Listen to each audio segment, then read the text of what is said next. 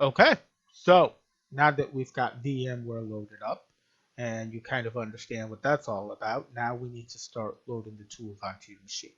First one is going to be Kali Linux. But before we get into the actual installation of the product, let's talk real high level what it is, okay?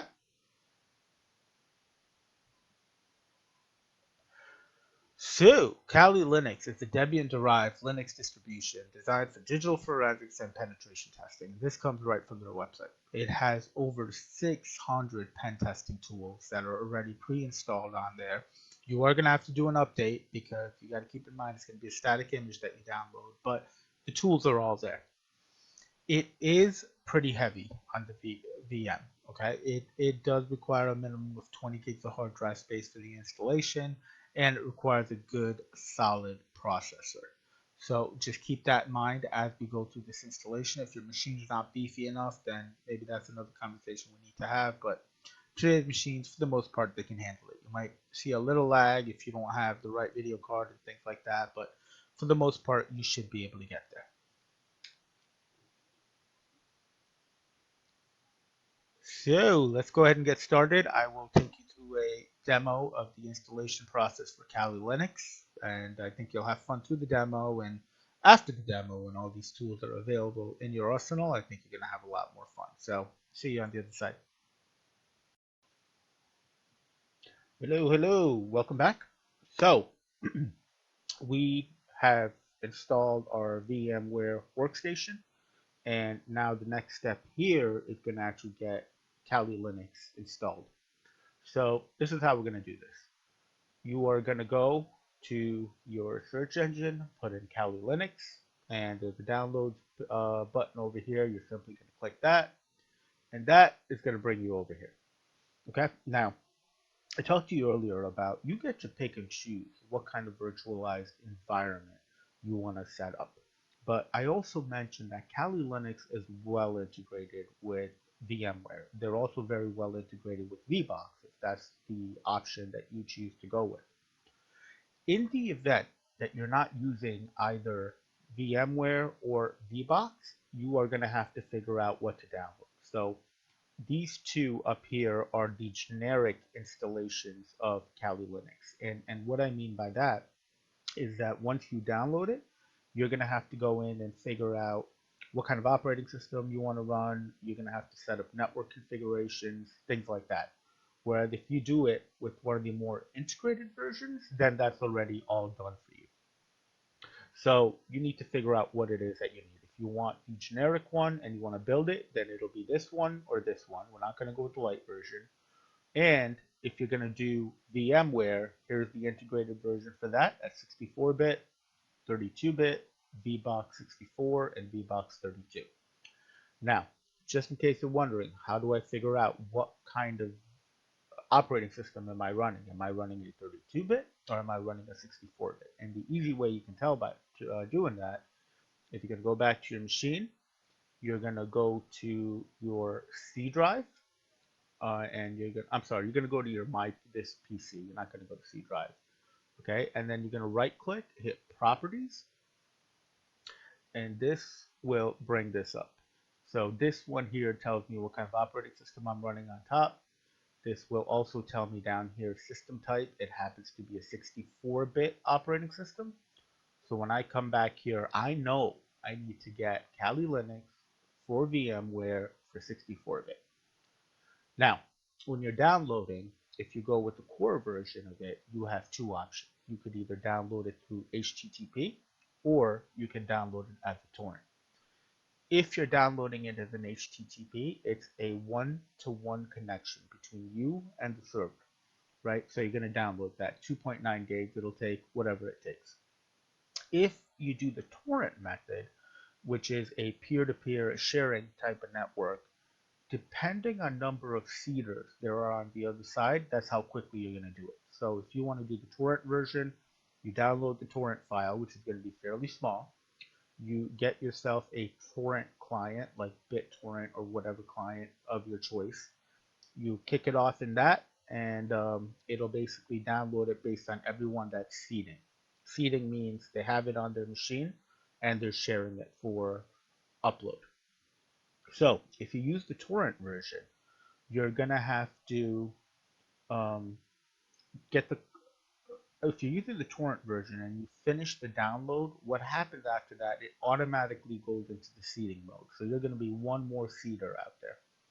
And if you want to change that, and you don't want to seed and you don't want your machine constantly uploading data, which I generally never do, you're going to either change the file name, or you're going to remove the file from the torrent site client, or you're going to turn off your torrent client altogether. So just kind of keep that in mind. But we're going down here. We're going to be getting the Kali Linux 64-bit for VMware, and it says that it's available on the Offensive Security download page. So if you click that link, that brings you over here. Now, over here, the only option you have is the torrent website or the torrent download. So we're going to download this torrent, and we are going to have to unzip it. This is running on a 7-zip. So you have options, right? Even if you're running WinZip, it'll work just the same. So for the case of this one, we're going to download 7-zip. And I'm not going to waste your time sitting here. So again, look at this 64-bit. I'm going to download that. It's free. It's open source. Whereas if you go with WinZip, it's not open source. They eventually ask you to pay up. So I personally like 7-zip. Gets the job done for me. So while this is downloading, I am going to pause it for a minute. And then when that's done, we'll come back. We will unzip the file, and then we're going to start loading it up onto your VMware or virtualized environment. So bear with me. I'll see you guys in a bit. Okay, guys. So I'm back. So at this point, I have downloaded the Kali Linux image. I have downloaded 7-zip, and now we're going to try to load this thing up. And the cool thing is, I actually found this computer sitting in the basement this morning, and I wanted to run it through the process as if it was a fresh machine, something I hadn't done before, because I'm assuming your machine's not going to have a lot of this stuff installed as well, so we're kind of walking through it together. So really easy, downloaded 7-zip. And then I came here, this file, which was a 7-zip file anyway, now it becomes activated. You simply right click, you go to extract file. So you could do either extract here or extract to a folder. If you do extract here, it'll happen in the parent folder, and there's a lot of files and it gets messy. So I always prefer to put it in a folder. So it's been extracted. It's sitting right over here. As I said, it's a lot of files. Now let's load this guy up. So um, we are using Kali Linux with VMware, right? Kali Linux is integrated with VMware. If it were not integrated and you need to go through the process of setting things up from scratch, then you're going to create a new virtual machine. But since it is already integrated, you simply open it as if you're opening a pre-existing file. So open, it was in the download folder, 2 levels deep, there it is.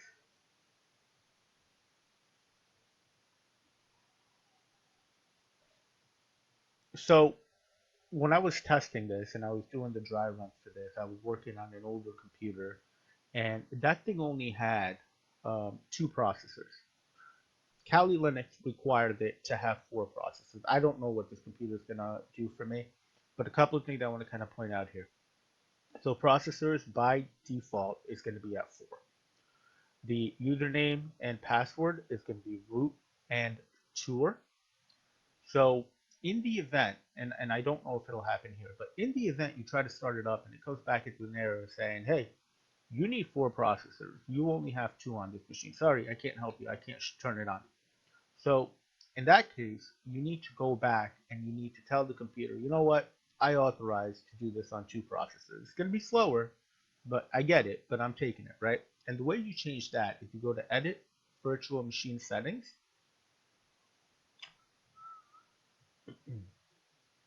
and when that thing shows up, you go to the processors, and you get to change any one of these, okay? So it's a multiplication that's happening over here. So you could have two processors and number of cores per processor. So if I change this to now notice it says total core processors is 4. But if I change this to 1, it brings you back down to 2. So now if you hit OK and then you try to reboot, then it'll work. So again, I don't know what's going to happen with this machine. I didn't get a chance to check the processing power. So let's try to boot it up and see if it likes me. If not, we will make the modifications.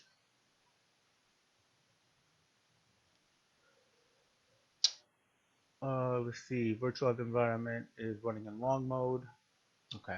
So don't worry about that. That's not going to impact you here. Now, because I opened up that edit configuration thing, it thinks something has changed. So just simply do, I copied it. Hopefully, if you don't have to change it, you won't even see that screen. Let's see what's going on here. Ooh, this is a good one, actually. So because I haven't done a power cycle of the host machine since the installation of VMware, it's not going to work. This was all installed right in front of you. So what we're going to do is I'm going to stop the video here. We're going to power cycle. We're going to come back and we're going to see if this thing is fixed. If not, then good, right? We'll get the other goal of this course is to hit as many roadblocks as needed, but we will work through them together. So if you see this, let's do a power cycle and come right back. So I'll see you guys in another video. We'll make a part 2 of this one.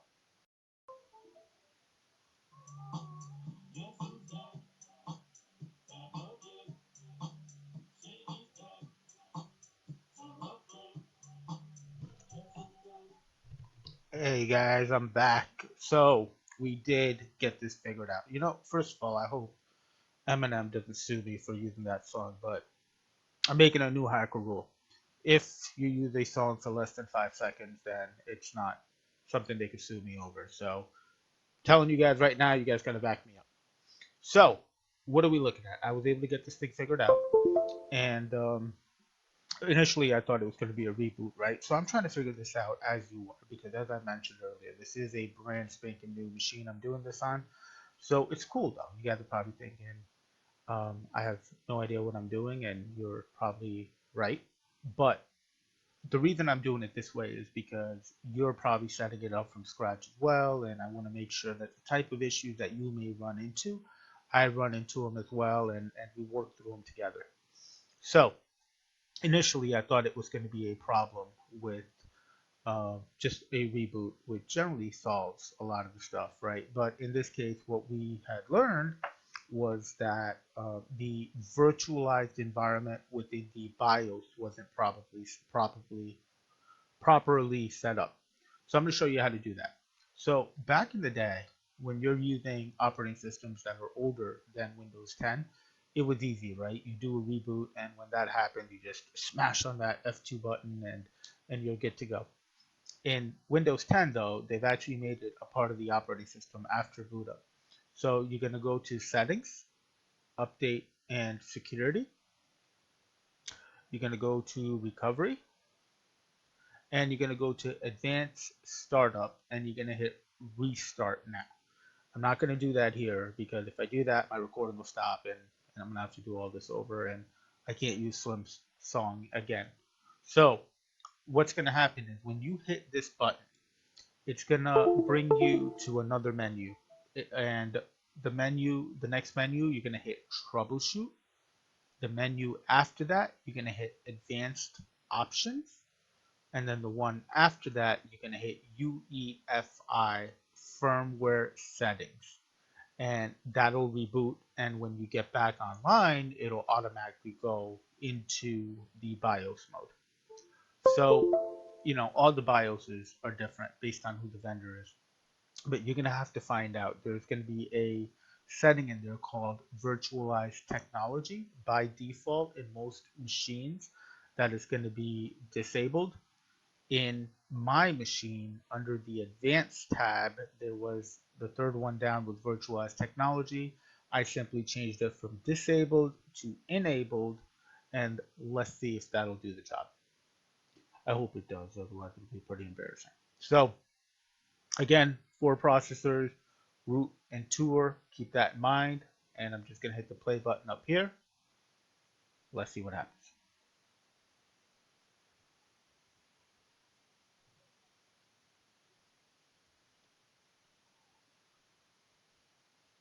Yeah, look at that. It seems to be going through perfectly. There we go. So it's booting up. It is going to take a few seconds to go through the full boot up process. It's going to load up a bunch of things in the back end. Um, when we start getting into the more complicated tools, like we're going to use Apache and SQL, I talked to you about that, right? I mean, that's pretty straightforward. I'm not too worried about those. But when we start using these other Linux distro tools, we need to make sure that we do the updates. You guys got to keep in mind that the image that you're going to be getting here from the download site is going to be a static image. So when we ever do get to that phase, I will let you know how to do the proper updates to the proper tools. So I'm just going to pause it here while this thing kind of works its way through, and I will see you when this is done. All right, so we're back. So this happened much quicker than it did on the test machine I was working on, so that's a good thing. So let's get us a little bit more room to work here. You can close this out. It's no big deal because if you want to load and unload VMs, you can certainly do it from here as well. So remember what I said. The username is going to be root, ROOT, and the password is going to be TOOR.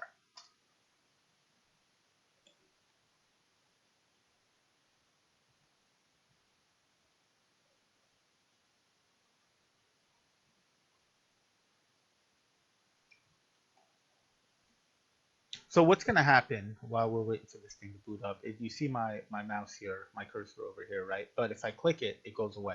It goes into the virtual machine. So if that happens and you need to get out of the virtual machine to minimize it or whatever, you're going to hit Control and Alt at the same time, and that'll let you back out. Okay, guys, we're up and running, and here it is. So what's going to happen when you boot this thing up is it's going to show up in a small window, and you're not going to be using the full real estate of your VM environment. So what you have to do is go to View, Auto Size, make sure it's on Auto Fit Guest, and it should work. So now that we're in it, there's a lot of tools here, right? 600 plus tools, as we've mentioned previously. So over here, you've got Firefox, you've got your terminal, and you've got your folders. For the sake of setting everything up for your hacking environment, we're going to be using those three exclusively. As far as the tools go, we're not going to be using them here. We'll talk about the vulnerability. We'll talk at a high level how to exploit them, but for the most part, we're going to be getting through these at the next stage. So as you can see here, VMware is broken out into 14 different categories. You have everything from information gathering, where you can find things like Nmap and Maltego, right? So if you're not familiar with what Nmap is, it's basically a port scanning tool. So if you are running a port scanner on a web server, you can figure out what ports and services are open and which ones are closed, and then it's the open ones that you can look for vulnerabilities in. The next one here is vulnerability analysis. You've got tools like Nikto in here. I've used that one before. You've got web application analysis, and you're going to have to excuse this. This is running a little slow. Over here, you've got Peros and Web Scarab. So Peros is a proxy tool that'll help you figure out how is traffic going back and forth on a web server. Web Scarab, you listen to the two words, break them out, web and scarab. What do you think of? You think of a spider. And that's precisely what it is. It's a spidering web application that'll go and spider a web app to tell you what kind of pages there are, what kind of folders there may be. So it gives you more insight on what a um, what a website is configured as. The next one here is database assessment, and over here you've got SQL Map, SQL Ninja, right? This is for exploitation of database vulnerabilities. So I talked to you guys before about the exploitation of one of our company's websites, and I was able to steal tens of thousands of credit card numbers, and that was through SQL map. So there's going to be two different SQL injection vulnerabilities you're going to be working on. You're going to have straight up SQL injection, which is pretty straightforward. You do it right through the web browser, or there's going to be blind SQL injection, and that's where you're going to be using something like SQL map. And then you've got over here password attacks. And over here, you've got things like John the Ripper, you've got Off Crack, you've got Rainbow Crack. These are all tools that you're going to use to do brute force cracking on a web application, given that it doesn't lock you out. You've got wireless attacks, and these are a lot of fun, right? You're not going to be, unfortunately, using them as a part of the exploits that you put out there, but you can certainly use them on your home Wi-Fi network. And these tools are going to allow you to basically fool the wireless network into letting you on. And how you're going to do that is you could do a brute force. You can take a user that's actually authenticated to the wireless network and kick them off. And then when they try to re-authenticate to get back on, which happens instantaneously and automatically, then you can capture that traffic. So you're going to be using Wireshark for something like that. And I think we'll see that later here. You've got reverse engineering tools. You've got exploitation tools, sniffing, and spoofing. So if I'm correct, Wireshark should show up here, and it does. So Wireshark is amazing. So I mean, you could build a 12-hour course on Wireshark alone. It gives you the ability to look at traffic that goes back and forth between the server, and you can test it for leakage of sensitive information. You could test it for hacking traffic that may be coming through your network. You know, there was a time where I was sitting next to my brother on a couch and he was logging into a website. So when you log into a website or when you traverse through the internet anywhere, if it's not SSL enabled when the traffic is going back and forth, that data passes in clear text. So my brother's logging into this financial website. It was not using SSL. I was sitting right next to him. I had Wireshark open. We both were on the same wireless network. And as soon as he put his username and password in, I kind of tilted my computer over to him, and I was like, "Hey, by the way, is this your password?" And he was just like, "Oh my God, you're a magician." And I was like, "Oh my God, no, I was just using Wireshark." So Wireshark is really, really cool. So um, you can use, well, I'm not going to say this officially, but you know, I know people that have used it in coffee shops, airports, because everybody ends up on the same network, right? And then after that, there's traffic passing in the clear. It's a dangerous tool. Post exploitation. So this is the section where, okay, so you've gotten in there and you were able to exploit something. Now, how do you create a backdoor for yourself so that you can go back in and continue exploiting, or how do you hide your tracks? And these are the tools that are going to help you do that. Forensics investigation is another section, reporting tools, social engineering tools, and then system services. So system services, when you look at what we have Beef and Tratus. I mentioned to you that we're going to be using SQL Map and Apache. Neither of those are listed here for some reason, but I assure you that they are a part of the core um, VM or Kali Linux dump. So we'll be getting to that. So now I'm hoping that you are where I'm at. You have gotten your virtualized environment set up. You have gotten Kali Linux set up. You have taken a look at some of the tools that are available to you. Your machine's definitely going to run faster than mine because right now I've got the cheap machine to start with. I have the virtualized environment competing with the recording software. So there's a lot going on my machine, but you guys will be working hopefully a lot quicker than I am. So now we're going to leave it off here. And then the next demo video that you're going to see from me is we're going to be getting your first vulnerability tool, which is going to be damn vulnerable web application installed on your machine. And that's going to be a lot of fun. That's going to be very much hands-on. We're going to be doing some Linux coding or Linux commands, and then I think you'll have fun. So I'll see you at the next video, okay? See you guys.